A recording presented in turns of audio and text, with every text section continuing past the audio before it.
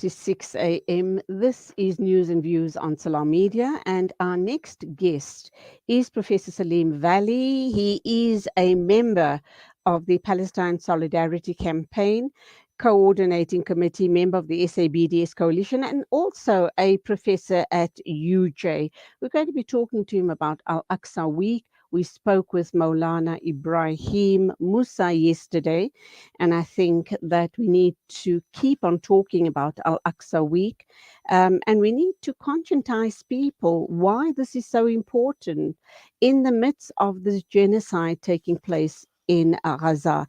So welcome to you, Professor Salim Vally, to the show this morning. Lovely to be talking with you again after a long absence. Yes, it's a pleasure to be here sharing this space with you, Ms. Ali, and thank you for all the wonderful work you're doing as well as your station. Thank you indeed, Salim. Now let's talk about Al-Aqsa Week. As we know, it started yesterday. It will be running through to Friday. And I'm wondering what sort of very strong messages are the different organizations hoping to put out in the public space? And what do we want? How do we want these type of stories to be kept alive? I know the focus is on Gaza and the genocide in Gaza.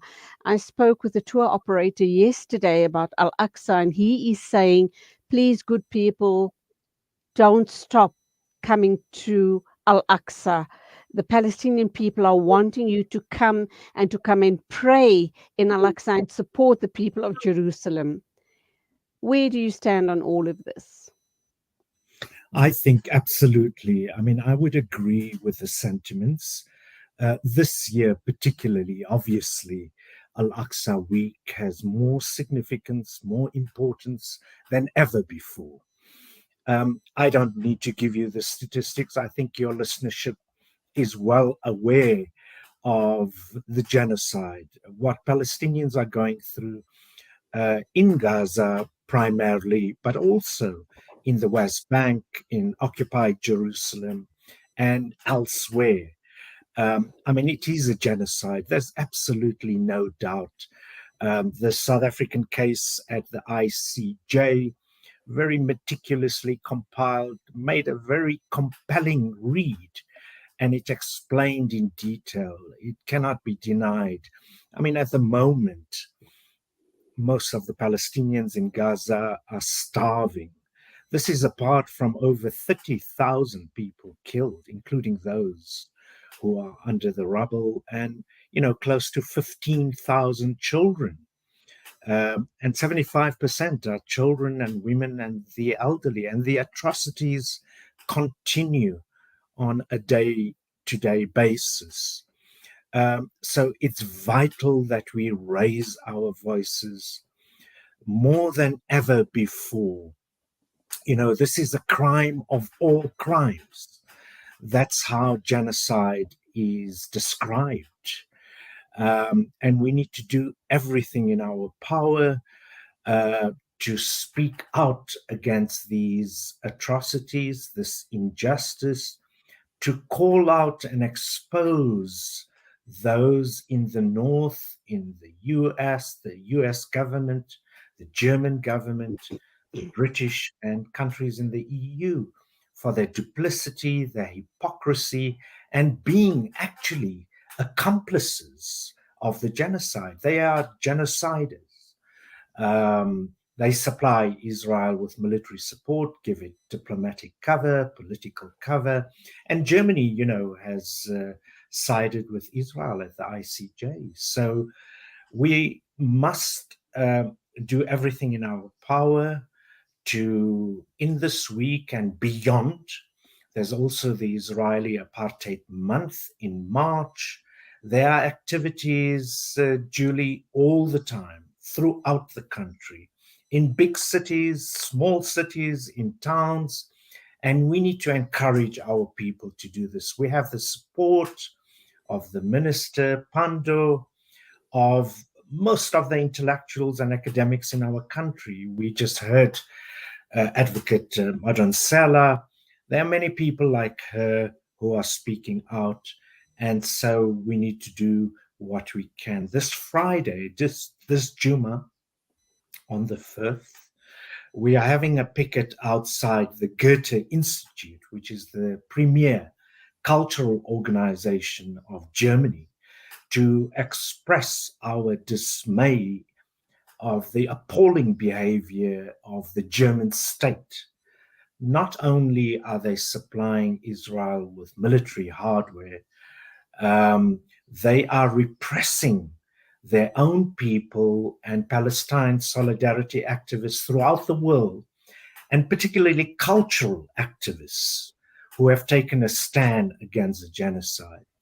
So, in our meeting on Friday, which can be seen as part of the Al Aqsa Week's activities, we have Ronnie Casserell speaking, Haida Eid, Azam Tamimi, um, uh, hopefully, it's still to be confirmed, but the Namibian ambassador to South Africa, because, the late President Heingob has called out Germany, which supported a genocide in Namibia in the early 20th century. So I think all these activities are coming together, all the solidarity groups are uniting, and we need to really ratchet up activity. I know some people might be tired, demonstration after demonstration, and I think we should not stop mobilizing.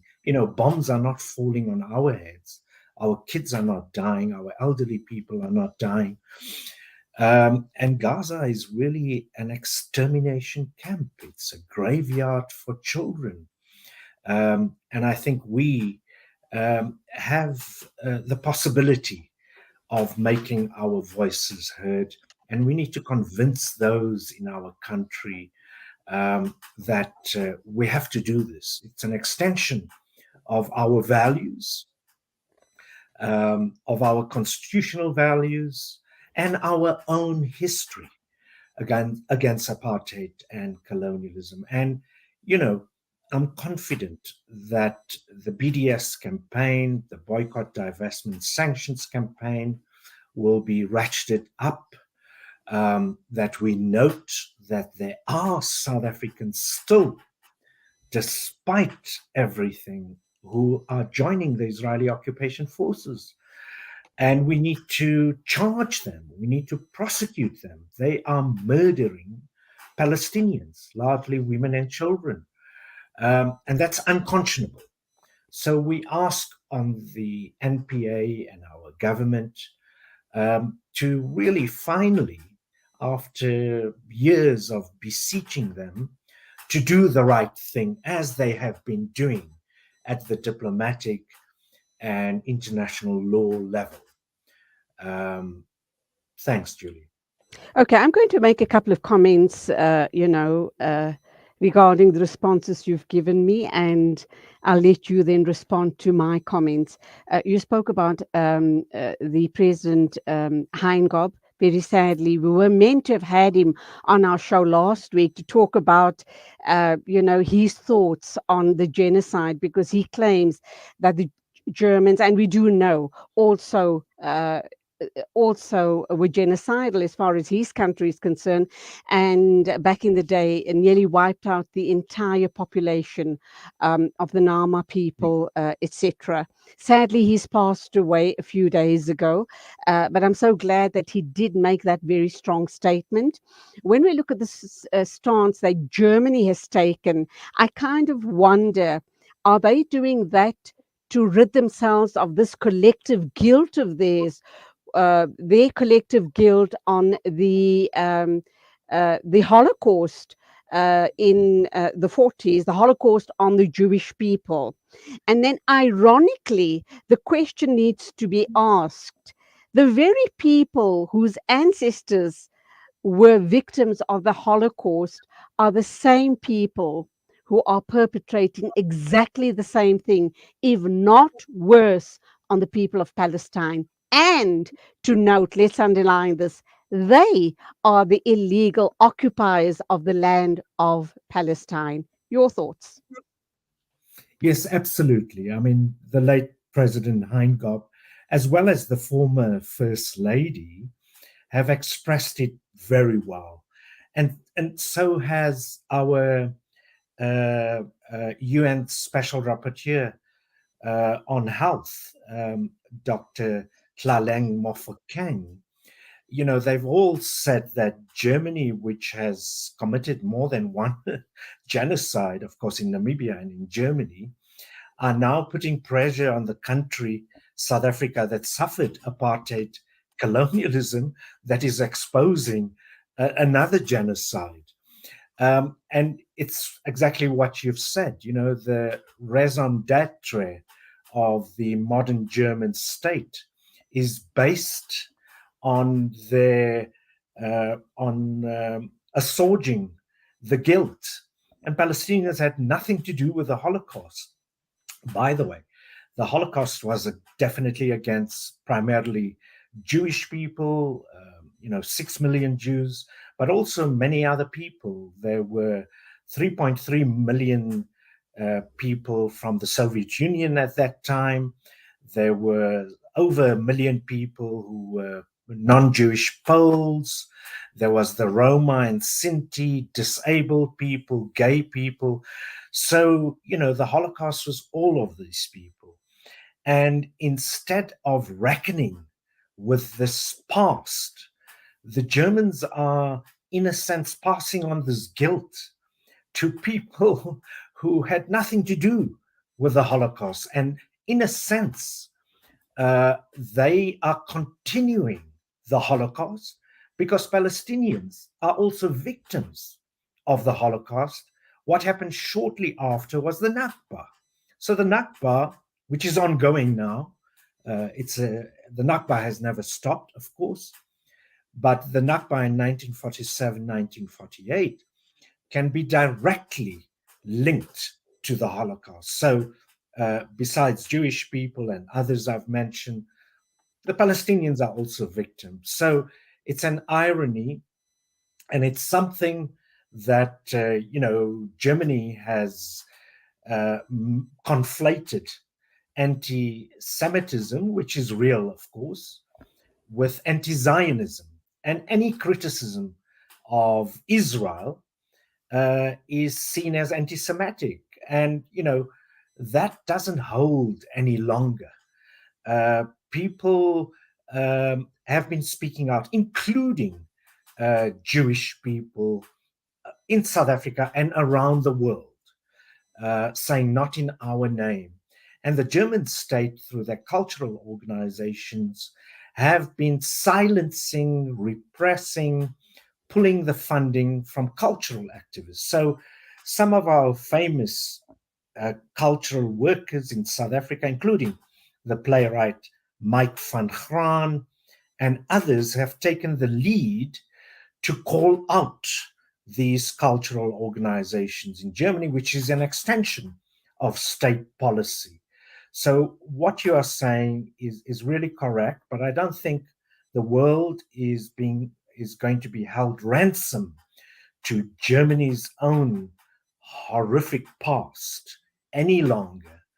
And we are speaking out very openly in an unabashed way to expose this hypocrisy. So, really, the people who are really suffering because of Germany's stances, primarily, of course, Palestinians who are facing a genocide, but also black and brown people throughout the world and Jewish people who are speaking out, including the, the recipient of the Hannah Arendt Prize, who's a Jewish American, Marsha Gessen, uh, many other artists who have been silenced, whose funding has been removed, whose venues have been cancelled.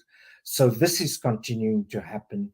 And what we are saying is that Israel would not be able to continue to do what they have been doing since 1948. It's not October 23. Yes, It wasn't for the absolutely. support of the US, the UK, Germany, and other countries in the EU. And of course, we know that at the time, German was wanting to have this pure Aryan race. They were. The whole idea was to have the super race that had absolutely no blemishes, the pure race, as they called it, the blue-eyed and blonde-haired race. But we'll get into that after the ad break. The other thing too, I'd like you to ponder on is we're using two totally different terms here when we talk about what happened in the 1940s to the Jewish and other people in Germany and in Poland and surrounding European countries. That is referred to as the Holocaust. What we're seeing happening in Gaza and Palestine right now is totally unimaginable in this day and age. In the 21st century, when years ago we've put men on the moon and we still behave like barbarians. We behave inhumanely towards other fellow human beings. What on earth is going on with the human race in this day and age? Is it really about still that supremacist attitude that black and brown people are just not good enough? Um, they need to be colonized and trampled upon, and they should be in servitude for the rest of their lives? Okay, you can respond to all of that after the ad break if you don't mind.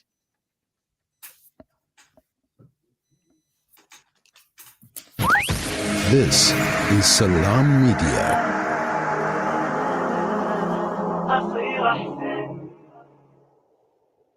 World-class financial services only at Sapphire Global, your financial partner. If you are looking for Islamic Sharia and ethical financial products, look no further. Sapphire Global offers a wide range of financial service offerings from short-term to life and investments. A full-service center with all financial requirements under one brand. Our highly skilled and experienced consultants are ready to help protect your financial future. Contact us on 041 001 0184 or visit our website on www.sapphireglobalfs.com. Sapphire Global is an authorized financial services provider.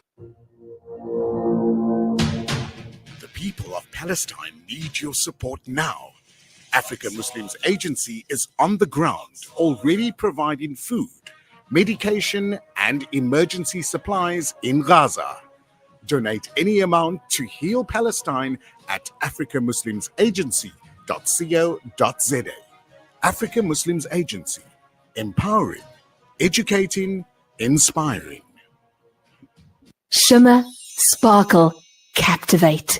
Nothing less than a masterpiece. Droplets of gold inspires precious design. Platinum bursts with intricate freshness, and every pure diamond becomes more than just a girl's best friend. Voda Gold Gem Jewelers, where timeless dreams become a reality. Come to us.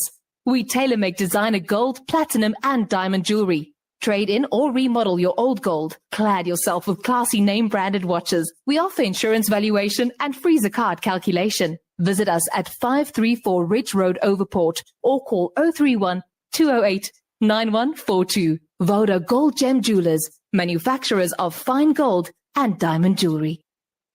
Rejuvenating media day by day. This is Salam Media.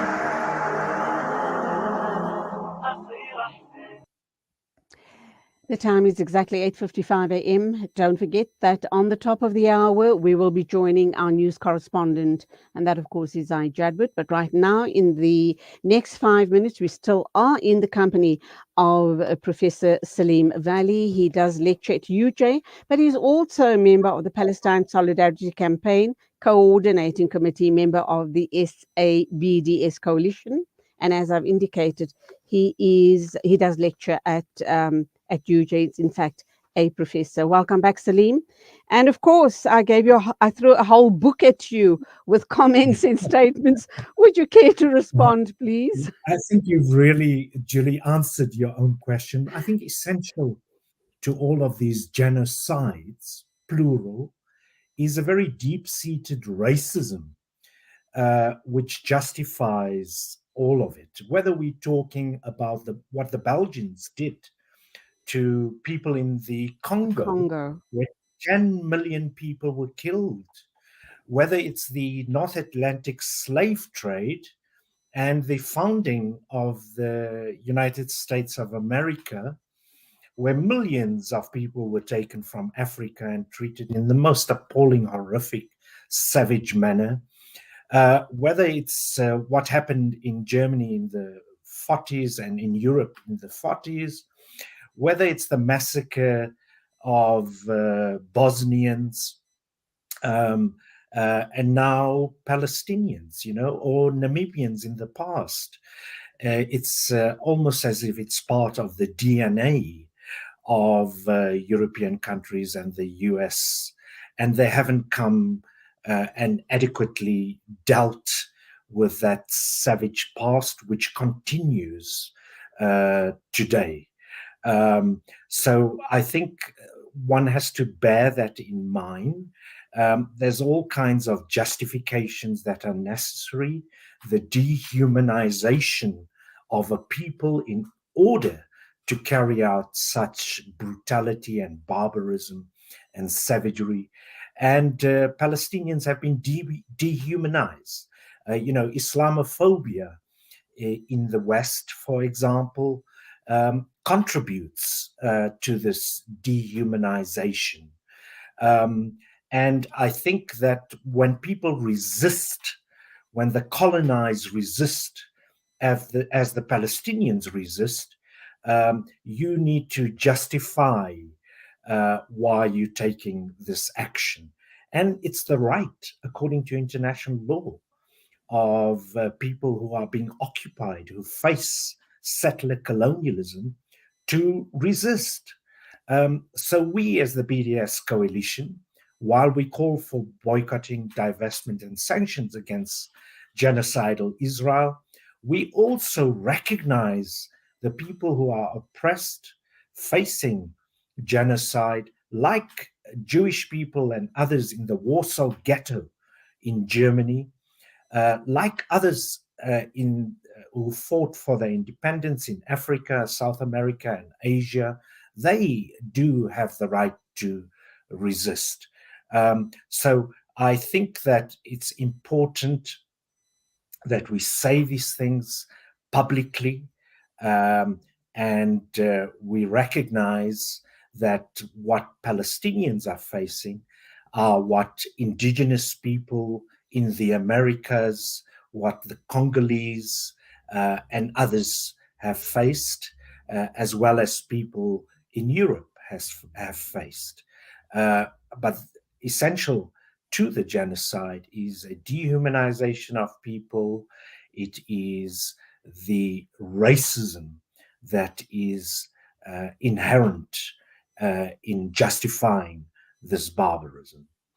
Okay, so to wrap up, then let's talk about Al Aqsa Week, the significance of Al Aqsa in the lives of us as Muslims.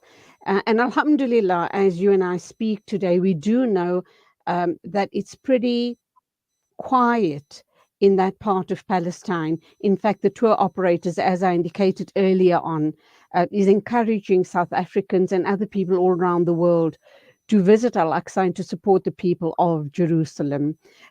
So, like I've indicated, it seems to be pretty peaceful there, though the locals are barred from going to perform Salah in Al-Aqsa unless you 60 years and above, you are given permission, but otherwise not. Why is Al-Aqsa Week so important for us to observe, and what ought we be doing during this time? Well, Al-Aqsa Week and Al-Aqsa and the holy sites has a special place in the hearts of billions of people around the world, primarily Muslim, but also Christians and others. And I think part of Israel's genocide is attacking cultural institutions, religious sites, religious institutions, intellectuals, academics, Nothing is sacred to them. And I think it's people of all faiths, but particularly Muslims, of course, because of the reasons that we well know, need to have solidarity with Palestinians, all Palestinians, but particularly those in Jerusalem. You know, the focus is on Gaza, as it should be, but let's not forget Palestinians in the West Bank, in the Syrian Heights, and also in Jerusalem or Al-Quds. You know, one of the motivations for the resistance and the moment in October 23rd has been stated by the resistance because of the assaults on Al-Aqsa. So that's why this year particularly, more than previous years, Al-Aqsa Week is so important. Salim, that's where we leave it. Thank you indeed for your time and your insights. Lovely talking with you. Professor Salim Vally, he is a professor at UJ and also a member of the Palestine Solidarity Campaign coordinating committee, member of the SABDS coalition. Thank you so very much for being with us on the show this morning. Till the next time, stay safe. Assalamu alaikum to you. Wa alaikum salam. Shukran. 9 exactly, news and views on Salam Media. And of course, our correspondent is standing by with the bulletin of the morning.